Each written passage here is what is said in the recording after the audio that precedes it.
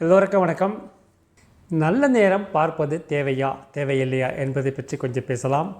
பொதுவாக நமது வீடுகளில் திருமணம் போன்ற நல்ல வைபவங்களுக்கும் வீட்டில் பால் காய்ச்சுவதற்கும் பல நல்ல காரியங்கள் அனுபவங்கள் திறப்பது, தொழிற்சாலைகள் திறப்பு முறைவற்றுக்கு நல்ல நேரம் பார்க்கும் பழக்கம் இந்தியாவில் எங்கும் இருக்கிறது. இதை பற்றி கொஞ்சம் பேசலாம். இது தேவையா தேவையில்லை என்பதை பற்றி பேசலாம்.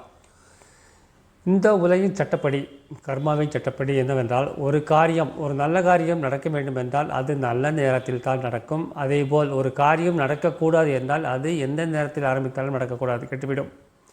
இது இறைவன் வகுத்த சட்டம், இறைவன் போட்ட திட்டம்.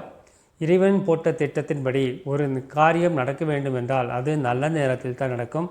அது ஒரு நல்ல காரியமாக இருந்தால், மீண்டும் சொல்கிறேன், இறைவனின் திட்டப்படி ஒரு நல்ல காரியம் நடக்க வேண்டும் என்றால் அது நல்ல நேரத்தில் தான் நடக்கும். நீங்கள் அதை நேரம் பார்ப்பதிலோ இல்லை பார்க்காமல் இருப்பதிலோ அந்த நேரம் மாறிவிடப் போவதில்லை, அந்த நல்ல காரியம் கெட்டுவிடப் போவதில்லை.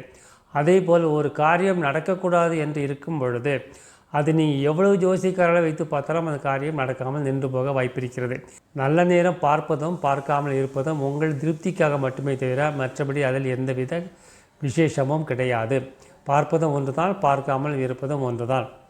நமது மந்திரம் அன்பே சிவம், அன்புடன் வாழ்வோம், கடமையை செய்வோம், இந்த நாளில் வாழ்வோம், எல்லோருக்கும் உதவி செய்வோம், எல்லாம் சிவமயம்.